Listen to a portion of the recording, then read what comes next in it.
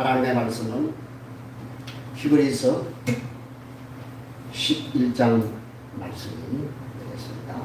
히브리서 11장 5절 말씀에서 6절 말씀, 2절 말씀을 우리 다 함께 한 음성으로 합독하실 때 성령께서 개개인에게 말씀하시는 세미한 음성을 들으실 수 있는 저와 여러분 되시길 바랍니다. 믿음으로 에녹은 죽음을 보지 않고 옮겨졌으니 하나님이 그를 옮기심으로 다시 보이지 아니하였느니라. 그는 옮겨지기 전에 하나님을 기쁘시게 하는 자라 하는 증거를 받았느니라. 믿음이 없이는 하나님을 기쁘시게 하지 못하나니 하나님께 나아가는 자는 반드시 그가 계신 것과 또한 그가 자기를 찾는 자들에게 상 주시는 이심을 믿어야 할지니라. 아멘. 할렐루야. 네, 우리는 지금 이제 이 히브리서의 가장 하이라이트라고 할 수 있는 믿음이 과연 무엇인가, 그죠?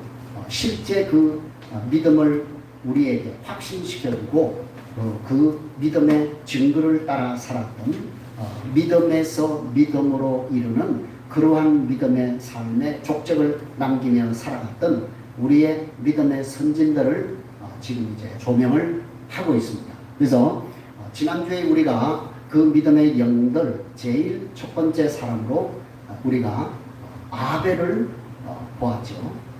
아벨은 어떤 믿음의 삶을 우리에게 족적으로 남겼습니까? 그는 가인보다도 형 가인보다도 더 나은 제사를 하나님께 드렸다. 그죠? 더 나은 예배, 그것을 하나님께 드림으로 그 제물과 그리고 그 자신이 하나님께서 흥양하시는, 연락하시는 그러한 삶을 살았다라고 그렇게 성경이 우리에게 증언을 하고 있는 것입니다. 그래서 여기에서 우리가 아벨이 가인보다도 더 나은 예배를 드렸다라고 했는데 그 더 나은 예배가 뭐냐, 더 나은 제사가 뭐냐라고 했을 때 우리가 이제 과거에는 제사였죠. 그리고 지금은 이제 제사를 드리지 않으니까 예배를 드리잖아요. 그죠? 그래서 우리가 예배 시간에 꼭 뭐 이렇게 그냥 막 탕정하게 차려입고 또 그냥 뭐 마음을 이렇게 거룩한 그런 모습으로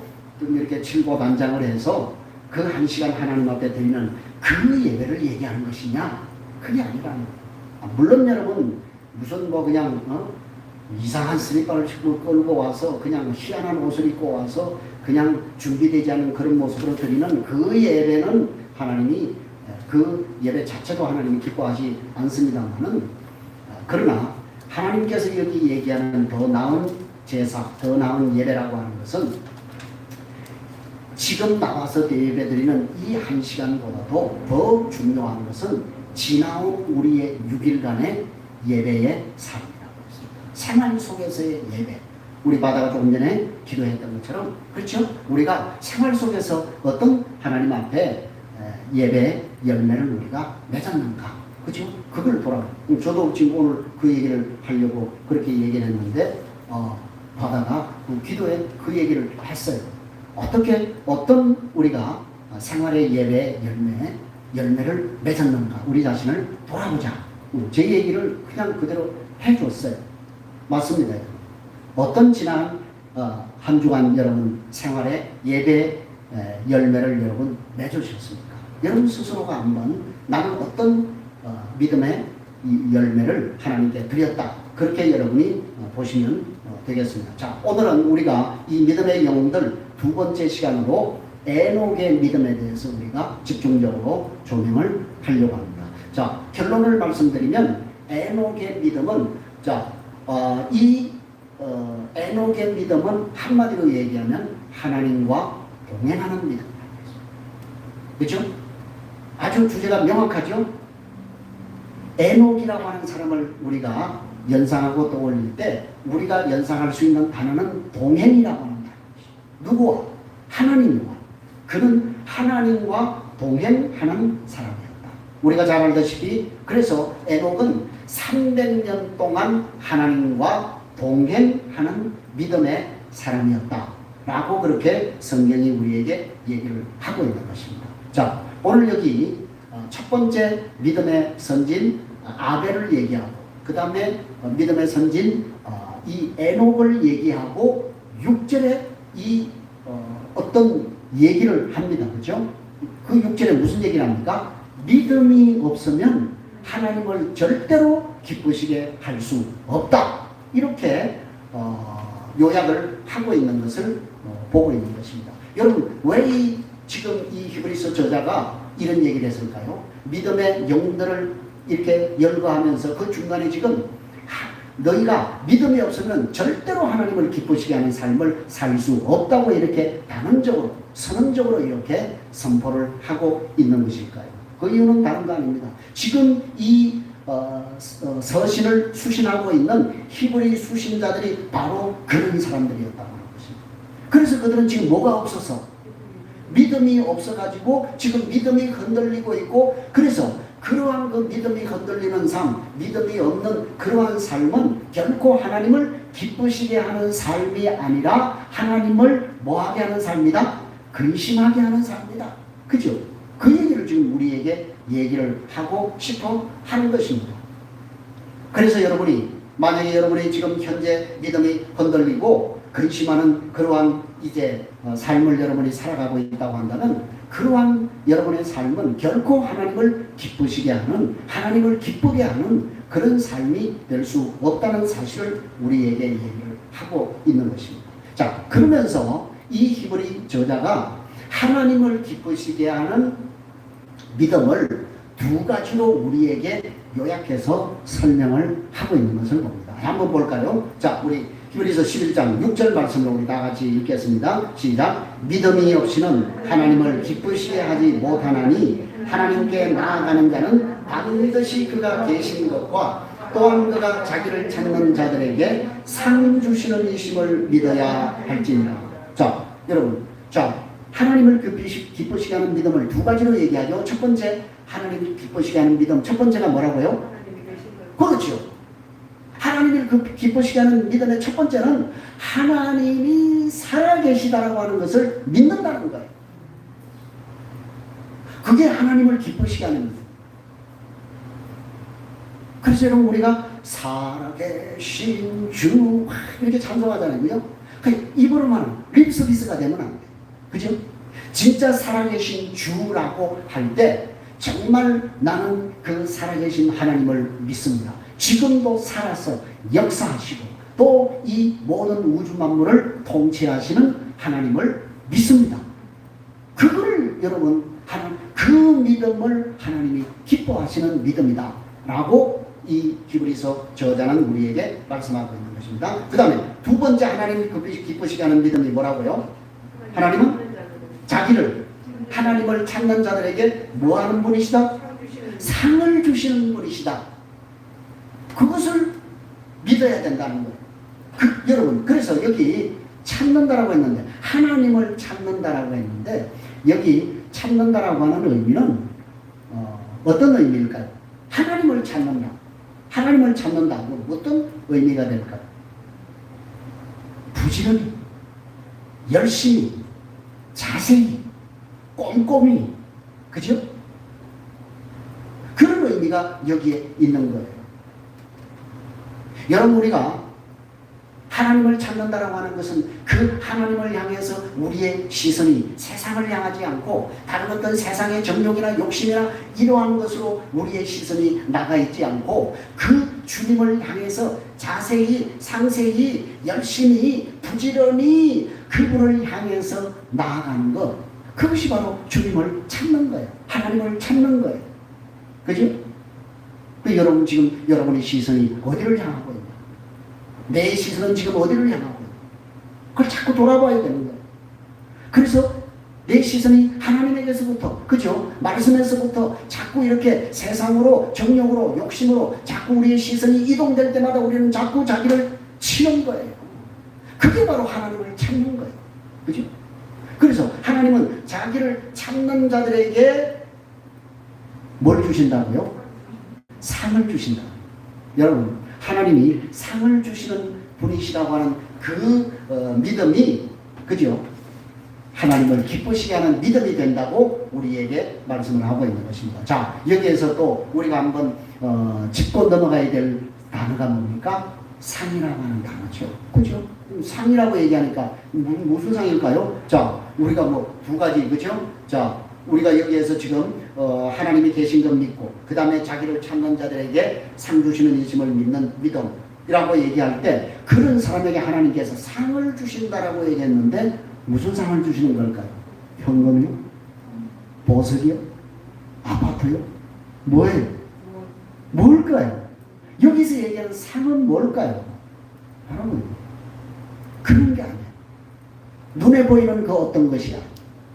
물론 그것도 우리에게 지역적인 그런 상이 될 수도 있겠지요. 그러나 우리가 오늘 이 본문의 문맥이나 그 다음에 성경 전체를 볼 때 도대체 하나님께서 당신을 믿는 하나님의 자녀들에게 주시는 상이라고 하는 것이 과연 무엇일까라고 하는 것을 우리가 종합해서 살펴볼 때 그 상은 현금이나 아파트나 보석이나 이런 것을 얘기하는 것이 아니라 영원한 천국을 말하고 있는 거예요. 그게 우리의 상이에요. 그렇죠? 여러분, 영원한 천국을 우리가 소유하는 것, 그보다도 더 큰 상이 어디 있겠냐 그 말이에요. 그죠? 그런데 그게 너무 여러분 그 영원한 천국이라고 하니까 천국이 우리에게 상으로 주어졌다고 얘기하니까 너무 그것이 우리와 동떨어져 보이는 거예요. 그죠? 그러니까 우리가 뭐예요? 안 믿어지는 거예요. 안 믿는 거예요. 여기에 우리의 문제가 있다라고 하는 사실인 것입니다. 사랑하는 여러분, 우리가 정말 광야와 같은 이 세상에서 하나님이 계신 것을 믿고 우리가 끝까지 하나님을 찾고 또 찾는 그런 믿음의 삶을 가진 사람이 하나님을 기쁘시게 하는 그런 믿음을 가진 사람이라고 오늘 히브리서 저자가 우리에게 정의를 하고 있는 것입니다. 그래서 그런 믿음을 가진 자들이 있다 라고 하면서 우리의 믿음의 선진들, 믿음의 영웅들을 차례차례 이렇게 열거를 하고 있는 것입니다. 그래서 우리가 지난주에 가인보다 더 나은 제사를 하나님께 드렸던 믿음의 선진 아벨을 우리가 공부했고요. 오늘은 누구를 공부한다고요? 에녹을 보는 거예요. 에녹. 그죠? 자, 하나님을 기쁘시게 하는 믿음의 사람 에녹. 우리는 오늘 이 말씀 속에서 에녹의 어떤 점이 하나님을 기쁘시게 했을까? 그것을 우리가 찾아내야 되지 않겠어요? 그죠? 그래서 그 에녹의 믿음을 찾아내어서 우리도 정말 한 에녹처럼 하나님을 기쁘시게 하는 그런 믿음을 가져야 될 줄로 믿습니다. 자, 그런데 사실은 오늘 본문에 보면 에녹에 대한 내용이 너무 빈약하지 않습니까? 그죠? 자, 성경에는 에녹에 대한 언급이 한 4군데 정도 나와요. 오늘 본문에 이 에녹에 대한 언급이 나오고요. 그 다음에 창세기에 에녹에 대한 언급이 나오고 그 다음에 유다서의 에녹에 대한 언급이 나와요. 그리고 마지막으로 이 에녹에 대한 언급이 누가복음 족보에 나와요. 그러니까 누가복음에 나오는 족보는 그냥 족보상에 그냥 에녹이라고 하는 그 족보의 이름을 기재했을 뿐입니다. 그렇기 때문에 우리가 사실은 이 에녹에 대한 그러한 그 믿음을 우리가 추적한다라고 하는 것은 결코 쉬운 것이 아니라고 하는 것을 알 수가 있죠. 자, 그래서 먼저 우리가 오늘 본문에 나와 있는 이 에녹이 어떤 사람인가에 대해서 본문이 설명하고 있는 부분부터 함께 보도록 하겠습니다. 자, 히브리서 11장 5절입니다. 시작. 믿음으로 에녹은 죽음을 보지 않고 옮겨졌으니 하나님이 그를 옮기심으로 다시 보이지 아니하였느니라. 그는 옮겨지기 전에 하나님을 기쁘시게 하는 자라 하는 증거를 받았느니라. 아멘. 자, 여기 오늘 저자가 뭐라고 합니까? 에녹은 뭘 보지 않고? 죽음을 보지 않고 어떻게 됐다고요? 옮겨졌다라고 그렇게 얘기를 합니다. 자, 그 당시에 여러분 그 에녹 시대에 사람들의 평균 수명이 뭐 몇 세 정도 됐죠? 뭐 800세 이게 뭐 이렇게 800세 때에 이렇게 사람들이, 그러니까 800세 이전에 죽은 사람들은 좀 일찍 죽었다. 그죠? 일찍 죽었다. 이렇게 얘기할 수 있을 만큼 그렇게 오래 살았어요. 여러분 800세까지 살고 싶으세요? 뭐? 고개를 쩔레쩔레 흔드시네. 여러분, 자, 그죠? 자, 우리가 그런데 아니 보통 사람들이 전부 800세 이상 다 살았어요. 그런데 에녹은 몇 세까지 살았다고요? 365세에 하나님이 그를 데려가셨어요. 365세에. 아니, 그러니까 여러분, 근데 하나님께서 이 에녹을 365살에 하나님이 데려가셨다라고 하는 것은 어떤 의미가 있느냐 하면 그 에녹의 믿음이 하나님을 기쁘시게 하는 믿음이었을 뿐만 아니라 그에게 베풀어진 상이 뭐였다는 거예요? 죽음을 보지 않고 천국으로 들림을 받았다고. 그게 그의 상이었다는 거예요. 저와 여러분이 우리는 살아서 갈지 죽어서 갈지 그건 알 수가 없습니다. 그죠? 여러분이 살아 생전에 오면 살아서 천국에 갈 것이고 여러분이 죽고 난 다음에 주님이 오시면 우리는 다시 부활해서 천국에 들어갈 것입니다. 그죠? 그런데 이 에녹은 365세에 하나님이 그를 데려가심으로 천국에 죽지 않고 들어갔다 라고 오늘 성경이 우리에게 증언을 하고 있는 것입니다. 여러분 혹시 그런 삶을 여러분 하나님 앞에 살고 싶지 않으세요? 어느 날 주님이 여러분을 호련히 데려가시고, 그죠? 근데 옆에 있는 사람은 쓸쓸하겠죠. 그죠? 의리 없이 혼자 갔으니까. 그죠? 자, 그러면 우리가 구체적으로 에녹이 어떤 사람이었는지 좀 우리가 살펴보도록 하겠습니다. 자, 창세기 4장으로 가겠습니다. 창세기 4장을 다 보세요. 창세기 4장. 우리가 이 에녹을 공부하기 위해서는 창세기 4장, 5장을 우리가 좀 잘 살펴봐야 됩니다. 자, 창세기 4장. 자, 우리가 이 창세기 족보가 제일 먼저 이제 창세기 4장, 5장부터 이제 창세기 족보가 나오는데, 이 4장의 만기에 이제 족보가 나오는데, 이 족보는 경건한 족보가 아닙니다. 불경건한 가인의 족보를 이 4장 만기에 기록을 하고 있는 것을 보게 됩니다. 그죠? 그리고 아벨이 죽고 태어난 셋의 후손이 창세기 5장에 이제 믿음의 족보가 경건한 족보가 기록이 되어 있는 것을 보게 됩니다. 그런데 재미있는 것은 이 창세기 4장 16절에서 24절에 기록된 가인의 족보입니다. 그죠? 자, 여러분 거기 보세요. 4장 16절부터 이제 가인의 자손이 나오죠. 그죠? 가인이 여호와 앞에서 떠나, 그죠? 노 땅에 거주하면서 아내와 동침하면서 에녹을 낳고하면서 쭉 이제 가인의 족보가 나옵니다. 그런데 이 가인의 족보에 특징이 있어요. 그게 뭘까요? 업적 중심이라는 거예요. 업적. 그 후손들이 어떤 굉장한 업적을 낳았다. 그것을 계속해서 강조하고 있는 것을 보게 되는 것입니다. 자, 그러면서 이 가인 문명의 본질은 무엇인가를 우리에게 잘 얘기를 해주고 있습니다. 가인 문명의 본질은 하나님을 떠나서 스스로 보호하는 것에 열을 올리는 자존의 문화라고 하는 거예요. 네. 그러니까 여러분, 우리가 하나님을 떠나면 이런 가인의 문명의 삶을 쫓아갈 수밖에 없다는 거예요. 왜요? 하나님이 없으니까 누가 나를 지켜줘요? 자기가 자기를 지켜야 돼요. 이게 자존의 문화예요. 자기가 자기를 지켜야 돼요. 얼마나 그 삶이 어렵고 힘들겠냐 그 말이에요. 이게 지금 여실히 그대로 여러분 증명이 되고 있습니다. 그래서 그렇기 때문에 자기가 자기를 스스로 지키는 그런 자존의 문화이기 때문에 결국은 여러분 자기를 지키기 위해서는 여러분 결국엔 이게 상대방과는 어떤 관계가 될까요? 원수가 되고 갈등의 구조가 되는 거예요. 그래서 내가 내 자신을 보호하기 위해서 상대를 뭘 할 수밖에 없어요? 해칠 수밖에 없어요. 죽일 수밖에 없어요. 그래서 서로 죽이고 죽이는 그런 갈등의 문화가 형성이 되는 것을 보게 되는 것입니다.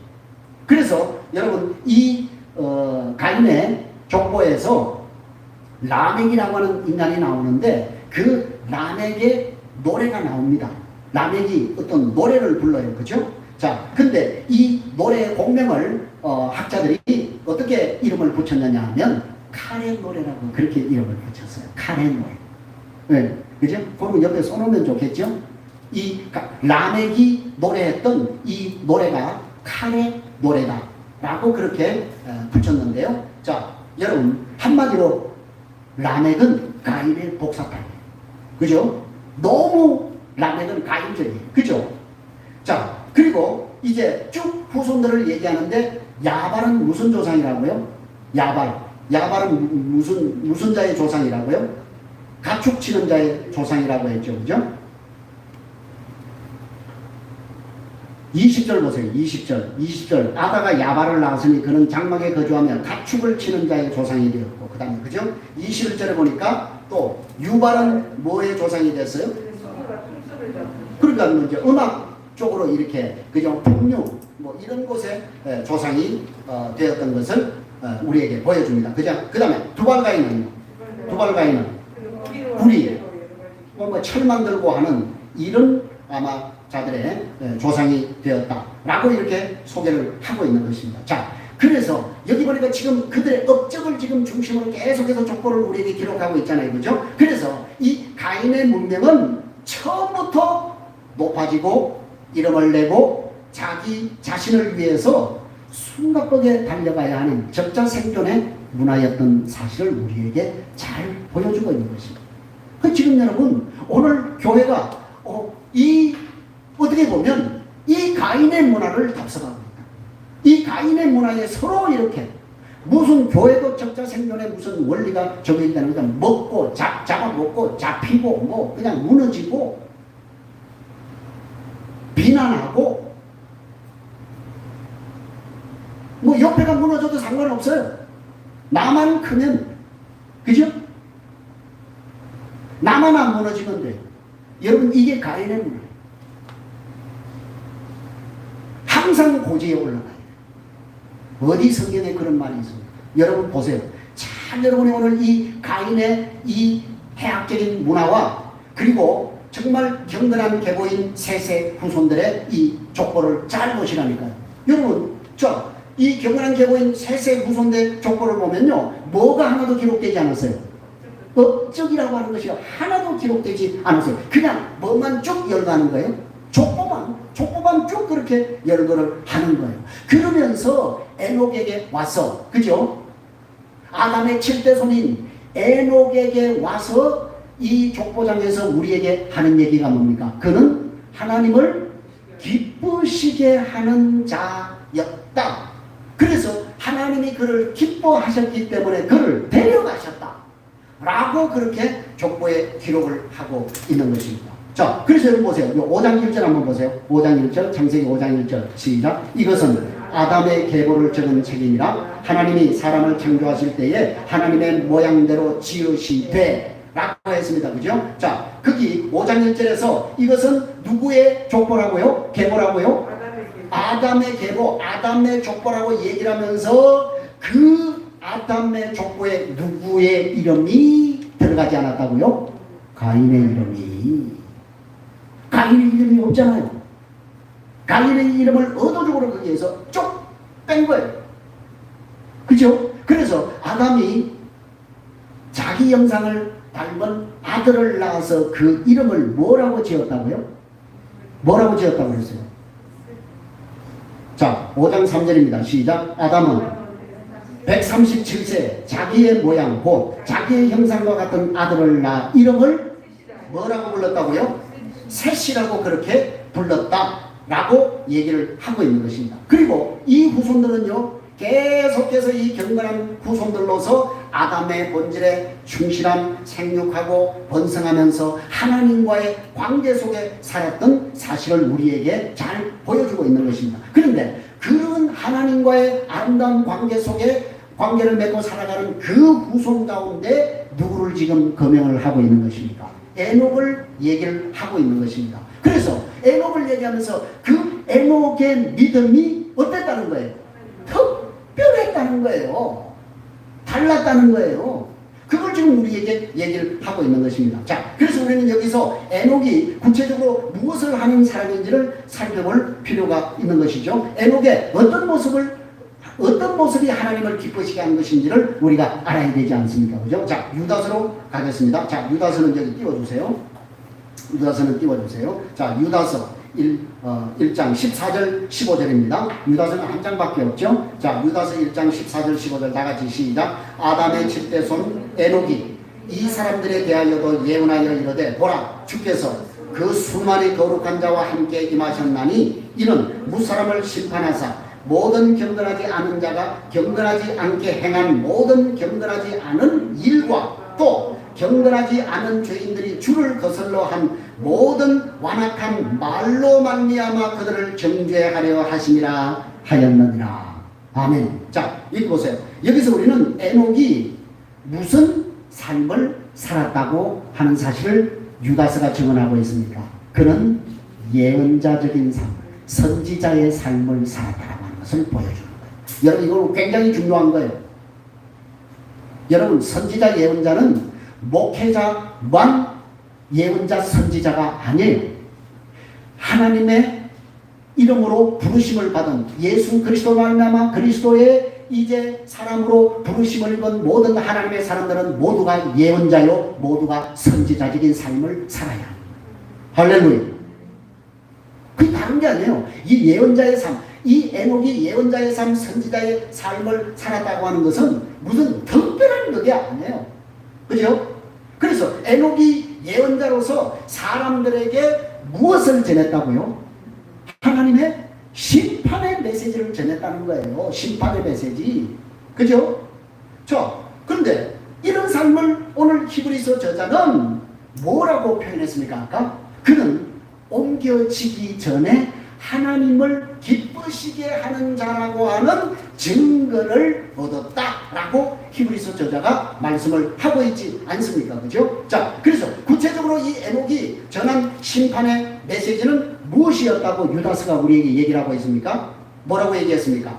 경건하지 않는 자들이 행한 일이라고 했습니다. 행한. 그죠? 경건하지 않는 자들이 세상에서 불법을 행하며 살아가는 사람들이 하나님 앞에 행한 그런 불법적인 일, 그 일을 먼저 얘기를 하고, 그죠? 그 다음에 그들이 완악한 말로 말미암아 그들을 심판하겠다라고 주님께서 말씀을 하시는데, 여기서 얘기하는 일과 말을 경고했다는 거예요. 너희들이 지금 이런 일, 경건하지 않는 하나님을 대적하는 요 일, 그 다음에 하나님을 향해서 욕하고 하나님을 거절하고 하나님을 향해서 말하는 너희들이 입에서 나온 요 말, 일과 말, 거기에 대해서 하나님이 반드시 뭐 하겠다는 거예요? 심판하겠다는 거예요. 우리 그리스도인이 그래서 말을 함부로 하면 안 되는 거예요. 나는 뭐 성격이 뭐 그런 거 안 통해요, 여러분. 뭔 성격이에요? 성격 죽이세요. 뭔 성격입니까? 자랑입니까? 아니에요. 나는 막 성격이 화통, 뭔 화통이에요? 뱉으면 주워 담을 수가 없어요. 그래서 그리스도인들은 정말 말을 조심해야 돼요. 그들이 행한 경건하지 않았던 행동, 그죠? 그 다음에 그들이 말로서 불경건한 그러한 언어를 뱉었던 그러한 일들에서 하나님은 반드시 뭐 하신다고요? 심판. 그들이 행한 일과 말에 대해서 누구는 분명히 경고했다고요? 에녹이 심판받을 것이라고 그렇게 경고를 했다라고 하는 거예요. 그죠? 자, 그런데 여러분, 창세기 5장 22절 이하에서는 어떻게 했죠? 자, 창세기를 다시 가보십시다. 창세기 5장 여러분 거기 가보시면 에녹이요 무두셀라를 낳은 후에 300년을 하나님과 동행하다가 하나님이 그를 데려가심으로 그가 세상에 있지 않았다라고 그렇게 얘기를 합니다. 자, 여러분, 이 말이 굉장히 중요합니다. 이 말이 오늘 여러분 우리가 새겨야 할, 다시 말해서 에녹의 삶이 어디서 어떻게 달라졌다는 거예요? 누구를 통해서 달라졌다는 거예요? 머두셀라라고 하는 아들을 낳음으로 인하여서 에녹의 인생이 전과 후가 달라졌다는 거예요. 이게 굉장히 중요한 거예요. 이것을 어떻게 보면 이 에녹의 신앙의 터닝 포인트라고 얘기할 수 있는 것입니다. 누구를 통해서? 하나님이 어떤 아들을 주셨는데 그 아들을 계기로 해서 에녹이 정신을 번쩍 차리고 하나님과 동행하는 삶을 살았다라는 거예요, 여러분.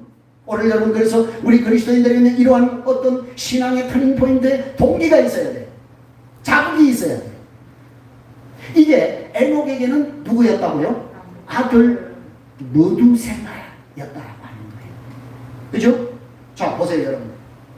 그러니까 이 에녹은요, 무두셀라를 낳기 전과 낳고 난 후에 그의 삶이 달라졌다라고 하는 거예요. 그리고 여기에서 우리가 여다서에서 말하는 심판의 메시지가 그 속에 숨겨져 있는 거예요. 자, 여러분, 성경에서 이름은 어떤 의미가 있다고 제가 여러분에게 창세기 강의할 때 말씀을 드렸습니까? 삶, 그 다음에 또 뭐요? 그 사람의 속성, 속성이 그 이름에 다 담겨있다. 그래서 여러분, 구약에서는 이름이 중요합니다. 그렇다고 지금 여러분 우리가 뭐 이름을 그렇게 지었다고 해서 그 이름 그걸 얘기하는 게 아닙니다. 구약 시대에는 그랬다는 것이죠. 그래서 그 아담이 에덴 동산에서 생물들에게 이름을 지어주잖아요. 그죠? 그 이름을 지어줄 때 그것은 그 생물의 속성을 꿰뚫어 보고 아담이 이름을 지어준 거예요. 그래서 히브리 민족에게 있어서 이름이라고 하는 것은 그 자신의 속성을 대변하는 것이 그 사람의 이름이에요. 그래서 이름이 굉장히 중요했고 그 이름을 따라서 그의 인생이 사라졌던 것을 우리에게 보여주는 것입니다. 자, 그러면 우리가 여기에서 누구의 이름을 우리가 살펴봐야 될까요? 무두셀라. 그죠? 자, 무두셀라라고 하는 이름을 문자대로 하면 어떤 의미가 있냐면 창을 던지는 사람이라는 뜻입니다. 창을 던지는 사람. 자, 이게 조금 무두셀라 이름하고 조금 매치가 잘 안 되죠, 그죠? 자, 제가 설명을 해드리겠습니다. 자, 고대에 마을과 마을이 전쟁을 하게 됩니다. 전쟁을 하면, 자, 우리가 한 마을을 정복하기 위해서는 제일 문제가 되는 것이 하나가 있었어요. 그게 뭐냐면 바로 마을 입구에서 창을 잡고 어쩌든지 적이 오면 그 적을 물리치기 위해서 창을 잡고 있는 무두셀라. 이게 문제인 거예요. 예. 그래서 한 마을을 정복하기 위해서는 반드시 누굴 먼저 심판을 해야 된다? 그렇죠. 무두셀라. 그 마을의 무두셀라를 제거를 해야 되는 거예요. 그러면 여러분, 창 던지는 자를 죽여버렸으니까 쉽게 그 마을을 뭐 할 수 있다는 거예요? 정복할 수 있게 되는 것입니다. 자, 그러니까 사람들은 이제 마을과 마을을 전쟁할 때 저 창 던지는 사람, 저 무두셀라만 없으면 우리가 저 마을을 깨끗하게 소탕할 수 있을 텐데 그렇게 생각을 했다라고 얘기를 하고 있는 것입니다. 그래서 창을 던지는 자라고 하는 이런 관념이 부연이 되어서 무두셀라라고 하는 이름에는 언제나 어떤 의미가 따라다니느냐 하면 그가 죽으면 심판이 온다. 그렇죠? 그거예요. 그렇죠? 그 마을을 지키는 어떤 보면 수호자 같은 사람이에요.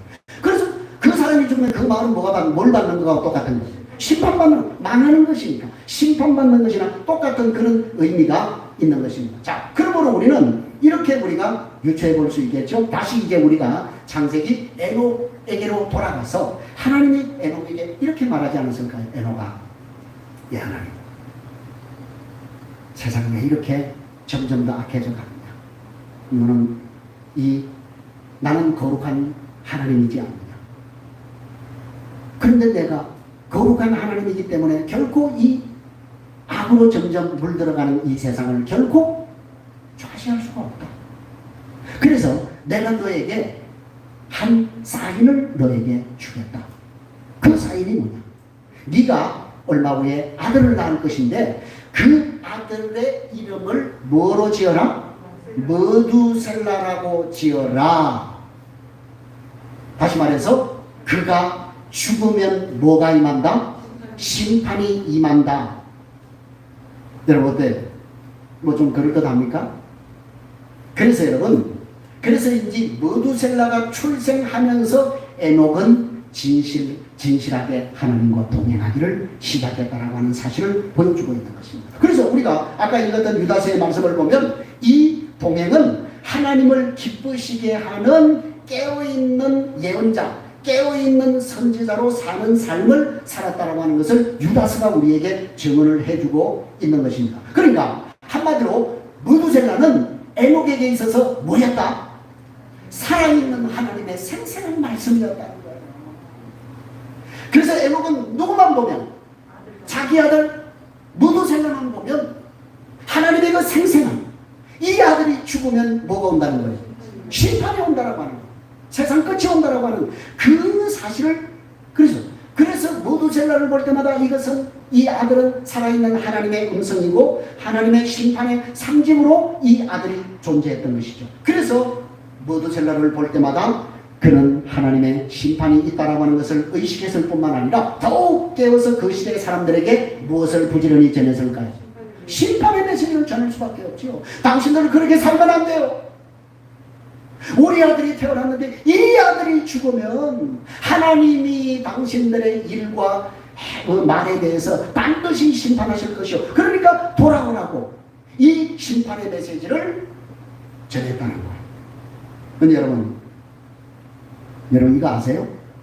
노아 홍수의 심판이 언제 일어났죠? 자, 창세기 5장 25절에서 29절을 다 같이 읽겠습니다. 시작. 무두셀라는 187세에 라멕을 낳았고 라멕을 낳은 후 782년을 지내며 자녀를 낳았으며 그는 969세를 살고 죽었더라. 라멕은 182세에 아들을 낳고 이름을 노아라 하여 이르되 여호와께서 땅을 저주하심으로 수고롭게 일하는 우리를 이 아들이 안위하리라 하였더라.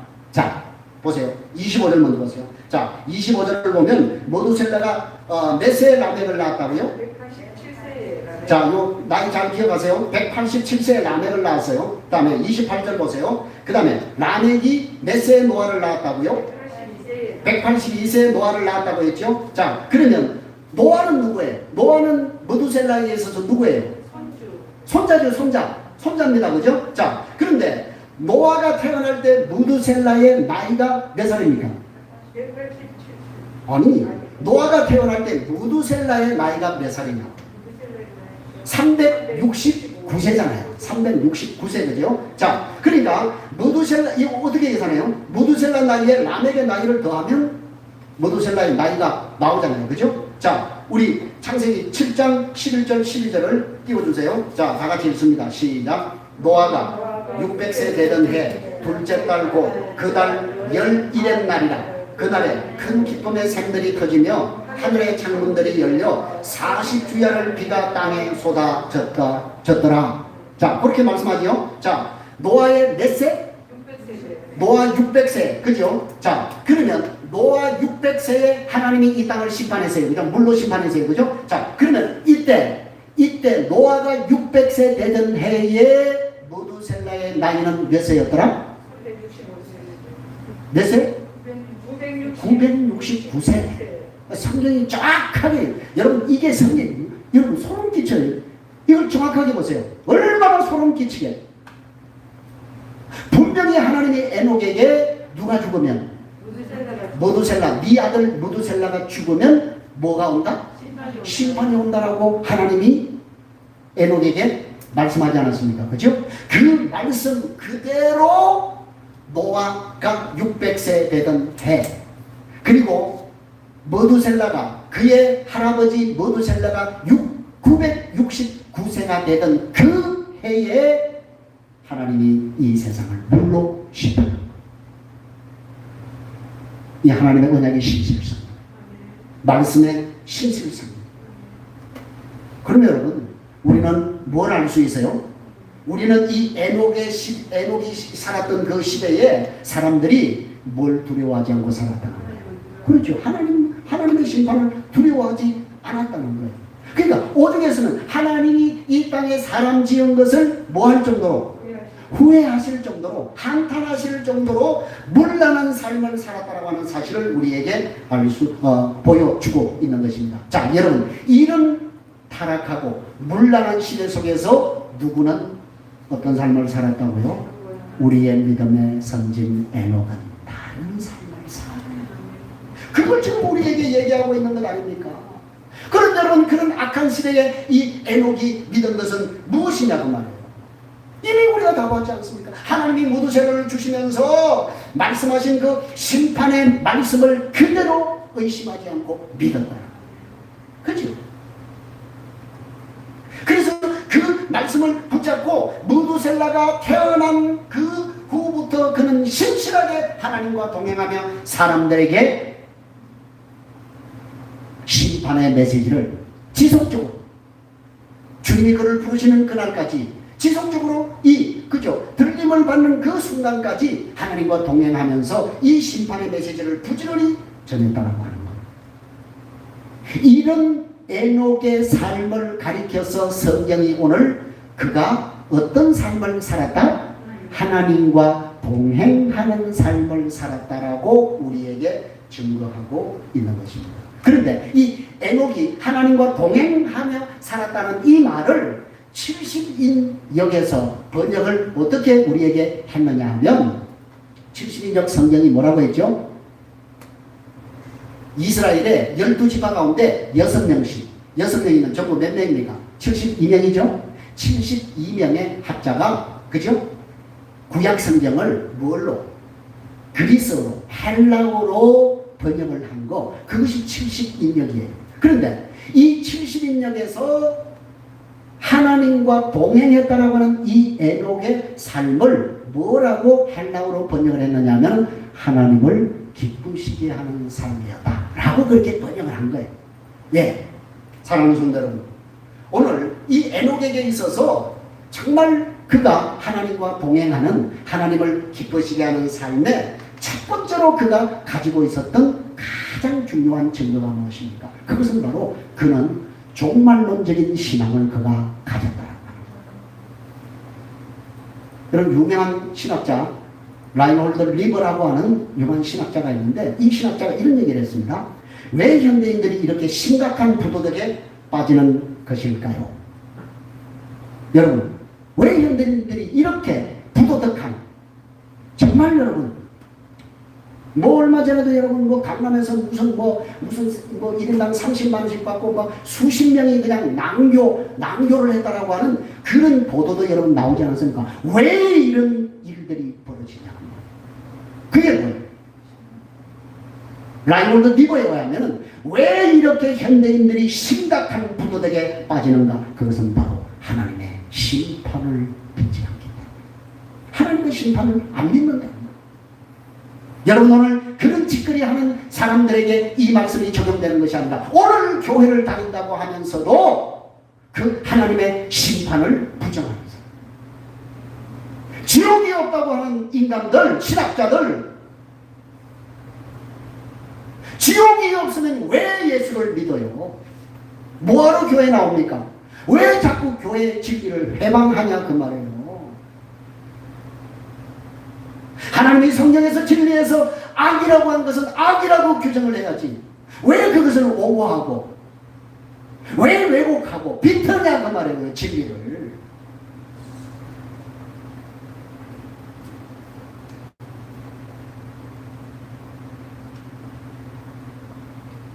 여러분, 신학적으로 소용없어요. 목사도 소용이 없어요.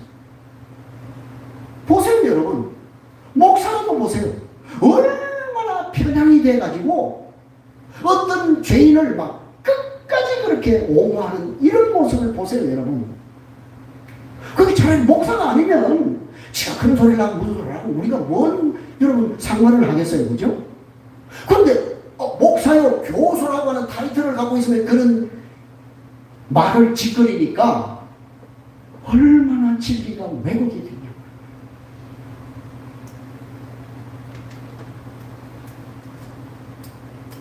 사랑하는 여러분, 에녹은 모두셀라를 하나님께서 주시면서 들려주신 그 하나님의 말씀을 신실하게 믿습니다. 그죠? 그래서 여러분, 아니 하나님이 모두셀라를 주시면서 이 아들이 죽으면 심판이 온다 그 얘기를 했는데, 여러분 이게 하루 이틀도 아니고 언제 죽을지, 이 아들이 언제 죽을지 어떻게 압니까 여러분? 그죠? 근데 실제로 여러분 이 모두셀라가 여러분 태어나고 에녹이 여러분 보세요. 에녹이 무려 300년 동안 하나님과 동행하면서, 모두셀라가 태어나고 난 다음에도 300년 동안 하나님과 동행하는 긴 시간을 살았다. 그러니까 여러분 300년 동안 하나님이 이 세상을 심판했다 안 했다? 안 했다는 얘기 아니에요. 그래서 여러분, 오늘 우리 그리스도인의 신앙의 중요한 덕목 가운데 하나가 뭐라고요? 인내. 예. 여러분, 얼마나 어려운지 몰라요. 인내하는 거. 그런 면에서 우리가 볼 때 이 에녹의 300년의 하나님과의 동행은 정말 깨어있음의 그런 시간들이었다라고 하는 사실을 우리가 알 수가 있게 되는 것입니다. 그래서 에녹은 무두셀라를 낳고서 하나님과 동행했는데 그 동행이 하나님을 기쁘시게 하는 것이었다라고 얘기를 하는 거예요. 여러분, 사실 여러분 에녹을 보세요. 에녹이 무슨 뭐 성경에서 뭐 엄청난 업적을 남겼다는 게 있습니까? 업적이 있습니까? 그런 거 없잖아요. 그런데 하나님은 에녹을 기뻐하시고 하나님과 동행하는 믿음이라고 했고, 그래서 그를 너무 기뻐하셔서 그냥 산채로 데려가셨다고 말이에요. 왜 그랬냐 그 말이에요. 눈에 보이진 않지만 주님이 말씀하신 그 심판이 실제가 될 것이라고 하는 그 믿음을 가지고 그 믿음에 합당하게 살려고 몸부림치며 살았다고 말이에요. 모든 사람들이 악을 쫓아가는, 모든 사람들이 불을 쫓아가고, 모든 사람들이 자기 자신을 위해서 살아가는 그러한 시대에 오롯이 그는 하나님의 약속을 믿고 신뢰하고 바라보며 그 심판의 메시지를 전하는 일을 게을리지 하지 않았던 사실을 우리에게 보여주고 있는 것입니다. 그래서 주님도 우리에게 뭐라고 말씀하셨습니까? 깨어있으라. 왜? 어느 경전에 주인이 올지 알지 못하지 않느냐 라고 주님께서 우리에게 말씀을 하지 않았습니까? 여러분, 에녹이요, 무두셀라가 죽는 심판이 온다고 했는데 언제 무두셀라가 죽을지 어떻게 알 수 있었겠냐 그 말이에요. 그래서 에녹은 날마다 뭐 할 수밖에 없어요? 오늘 주를 보시면. 그렇죠? 그래, 날마다 뭐 할 수밖에 없어요? 깨어있을 수밖에 없었다는 사실을 우리에게 보여주고 있는 것입니다. 여러분, 세상이 얼마나 타락해져 갑니까? 얼마나 부패해져 갑니까? 세상 풍속이 냄새를 풍기는 이러한 삶을 에녹은 단호히 거부하고 하나님과 동행을 원했다라고 하는 것입니다. 그러니까 보세요. 사실 노아의 홍수는 그로부터 장장 667년 후에 노아의 홍수가 일어났다는 사실을 우리에게 보여주지 않습니까? 그러니까 어떤 면에서 여러분, 심판이 온다는 메시지를 300년 동안 전하면서 하나님과 동행했지만, 여러분, 사역적인 면에서는 에녹은 뭐한 사람이었어요? 실패한 사람이에요. 실패한 사람입니다. 그러니까 뭐 지금 현대교회는요, 전부 교회들이요, 뭐에? 사역의 열매, 여기에 혈안이 되어서. 여러분, 그러면 에녹 같은 사람은 뭔 열매가 있었어요? 아무 열매가 없었잖아요. 그런데 하나님이 그를 기뻐하셨다라고 그렇게 말씀을 하고 있는 것입니다. 뭘 하나님이 기뻐했다고요? 사역의 열매요? 아니요, 그런 거 아니에요. 그러나 하나님과 동행하고 하나님과 신실한 교제를 나누고 더 나아가서 하나님의 말씀에 순종한 그 삶, 그것을 하나님이 기뻐하셨다는 거예요. 그런 면에서 우리가 에녹의 동행은 하나님과 신실한 교제였다는 사실을 잘 알 수 있는 것입니다. 사랑하는 성도 여러분, 왜 그가 이런 삶을 살 수밖에 없었을까요? 하나님께서 그에게 주신 무두셀라라고 하는 살아있는 말씀이 존재했기 때문에 그럽니다. 오늘 여러분에게도 여러분의 무두셀라가 있어야 돼요. 오늘 여러분의 믿음과 신앙이 해이되고 자꾸만 내가 믿음이 자꾸 이렇게 의심이 가고 그런 여러분 믿음 가운데 있다고 하면 오늘부터 여러분, 하나님 저에게도 무두셀라, 살아있는 무두셀라와 같은 증거를 제게 주십시오 라고 기도하십시오. 여러분, 우리에게는 그런 증거가 없으면 우리의 믿음을 유지하기가 너무너무 어렵고 힘들다는 사실을 우리는 잘 알 수 있지 않습니까? 그러면 여러분, 우리가 믿음이라고 하는 이런 거예요. 믿음으로 산다라고 하는 것은 바로 이 에녹의 삶과 같은 그런 삶을 살아가는 것을 말하고 있는 것입니다. 기억하십시오. 믿음이 없으면 절대로 하나님을 뭐하게 할 수 없다고요? 기쁘시게 할 수 없다고 말씀했습니다. 아무쪼록 저와 여러분이 정말 이 에녹에 동행하는 믿음이 저와 여러분의 믿음이 되어서 하나님을 기쁘시게 하는 아름다운 증거를 얻는 저와 여러분이 되시기를 주님의 이름으로 간절히 부탁드립니다. 기도하겠습니다.